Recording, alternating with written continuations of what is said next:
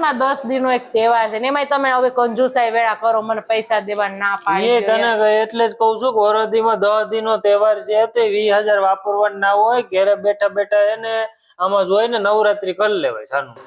Pass તો પણ તમે લઈ આવ્યા ને, રમવા તો આપણે જવાનું છે, પાસ તો આપણે લેવાઈ ગયા છે. તો 5 તો વેચી નાખી બીજાને, તું ટેન્શન શું લેશું? પણ મેં ચણિયા ચોળી લઈ લીધું એનું હું પછી? ચણિયા ચોરી લઈ લીધી? હા તે લેવી તો પડે, નવરાત્રીમાં ચણિયા ચોળી ના લેવી પડે? હમણાં એટલે રૂપિયા લઈ ગઈ તું મારી પાસે કપડા લેવા એમ કહીને. તો નવરાત્રી હાટું તો લેવાનું જોઈએ ને બધું. હવે હા તો ચણિયા ચોરી લેવાઈ ગઈ બરાબર. હવે તું નેલ બેલ ને બધું ઘેરે કરી લેજે. હવે આપણો ખોટો કાંઈ ખર્ચો કરવાનો થતો નથી. માણસો એની ઘરવાળી પાછળ નવરાત્રીમાં લાખ રૂપિયા બગાડે અને તમને 20,000 રૂપિયા માંગ્યા તો તમને વાંધો આવે છે. હવે હાવ હવે નવરાત્રીમાં માતાજીના ગુણગાન ગાવાના હોય કે અહીંયા વે બોલા ના કરવાના હોય. હવે એવા ખર્ચા કરીને હવે તું લેતી કે અમે ખરા